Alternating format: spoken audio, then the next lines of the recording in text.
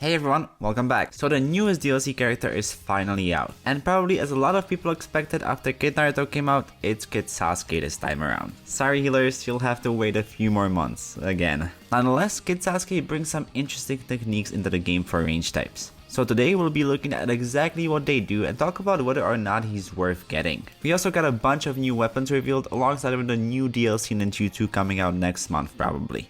Also, surprisingly, in the translation of the dev letter, there seems to be talk of a potential story mode for the game. So we'll talk about all of that at the end after the review. Now let's get into Kid Sasuke's first jutsu. So the first ninjutsu Kid Sasuke brings to the table is Chidori layering, which is for the most part just a Chidori, as you can see. That being said, there are some special properties that make it different. Most importantly, it significantly reduces the cooldown on the jutsu if you manage to hit an enemy with it, by up to 70%, which is a lot. That being said, it comes at the cost of a lower damage output compared to the original Chidori jutsu for range types. So I have kind of mixed feelings about this jutsu honestly. Let's talk about the good stuff first. The jutsu already has a pretty low cooldown of only 10 seconds, meaning that if you hit it, you're gonna be able to use it again after just 3 seconds, making this the officially lowest cooldown jutsu potential ever. That's obviously great. I even noticed while recording for this video that the cooldown decrease actually activates even when you hit a substitution clone. So you don't actually need to deal damage when using this, you just gotta hit something. Secondly, the launch itself is also quite a bit faster than the original Chidori. It's pretty rapid. I don't think there's a close range launch attack that is that fast. Another thing is that even though this jutsu is a charge attack, you can pretty easily use it in the middle of a light attack combo. The damage honestly isn't bad. It might be a little bit less than the original Chidori, but it's not crazy different honestly. And for the reduced cooldown, it's definitely a price worth paying. Now onto the less good stuff. The speed of the jutsu comes at a cost of tracking, as this technique basically just goes in a straight line, meaning that if the enemy dodges even a little bit, you will probably end up missing. But my biggest issue with this jutsu is the fact that it feels like a reused asset with a slight gimmick. I mean, when I first saw this jutsu being used in the dev letter, I couldn't tell the difference between this and the original Chidori. It's literally almost the exact same visually. It's probably the laziest jutsu that has ever come out, alongside with something like Kamui Blade. That's my biggest problem with it. It just feels like a cop-out. Nevertheless, in terms of the meta, it's a decent jutsu. Nothing crazy or game-breaking, but definitely more usable than the original Chidori. Kid Sasuke's second jutsu is Fire Style Dragon Flame Jutsu. With this one, you throw shurikens with wires that are strained to hit enemy. Afterwards, you release flames through the wires to deal damage to them. After the attack, the wires remain at the point where the shuriken landed for a certain period of time, reducing the movement speed and the evasion ability of the surrounding enemies. This jutsu might seem familiar to those of you that played the original Naruto Ultimate Ninja Tomb back in the day, as it was one of Sasuke's ultimates there. Now, that's a big throwback for any of you that remember it. Okay, so I gotta say, I really like this jutsu. It feels like exactly what range types were missing. A good crowd control technique. When I first used it, I thought it was like a close to mid-range attack, but that's very much not the case, as its range is actually incredibly long, and the tracking on the shuriken is no joke either. 9 times out of 10, you're gonna be hitting this jutsu. Not to mention, it gives you super armor, meaning that it's not gonna be easy to cancel out for the enemy team. Speaking of super armor, this technique is the ultimate counter to jutsus that also have it. You can so easily stop moves like Rasengan Connection or Baryon Bullet Barrage by using this ninjutsu. I don't think there's anything in the game that's that good of a counter. You can also obviously hit multiple enemies with it, and it leaves behind a pretty big dome afterwards that slows down anyone that passes through it pretty significantly. The jutsu doesn't deal crazy damage, but it's also not something to scoff at either. You can also, similarly to Chidori layering, use this in the middle of your light attack combo, as the activation time on it is super low. And usually, if you are close enough to the opponent, you will be able to get them in another combo after they've been hit by the flames of the technique, making this jutsu kind of amazing for chaining attacks together. Overall, awesome jutsu really. I think this is pretty quickly gonna become a range type staple in many builds. It's really that good in my opinion. Finally, Kid Sasuke's ultimate is the second stage of the Curse Mark. It gives you a big boost in all your physical stats, and changes your strong attack into something like a small fireball projectile technique. Additionally, you can activate this technique for a second time and hit the targeted enemy with Chidori Lament, instantly killing them.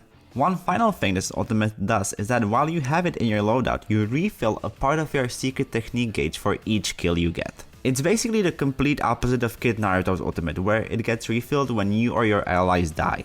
Okay, so the transformation part of this ultimate is kinda what you would expect it to be. It boosts basically all of your physical stats, speed, attack, defense, you know the drill. It changes your strong attack into a decent fire projectile which has good tracking but doesn't deal a lot of damage exactly. All of this is nothing new really, it's what we have come to expect from these transformation ultimates. But the second activation of this jutsu is in my opinion kind of insane. First of all, it's a pure one-hit KO. Nobody that will get hit by it is going to live. Secondly, it's insanely fast. I mean, after the short animation plays, you basically blitz towards whoever you targeted. It's hard to even see the movement. But the most important part of this jutsu is that for some reason it has a diabolically wide hitbox, meaning that if anyone is remotely close to the enemy you targeted, they will also die. And the combo of the speed and the huge hitbox make this, in my opinion, the best second activation of a transformation ultimate we have ever gotten. To compare it, it's like Takemika's Shinokami if that was 3 times faster. That's how good it feels to use. One thing that makes the ultimate as a whole feel a little bit less overpowered is the fact that it does take a while to charge up, especially if you are getting no kills. You need to be consistently killing enemies if you want to reliably get this at least once in a game.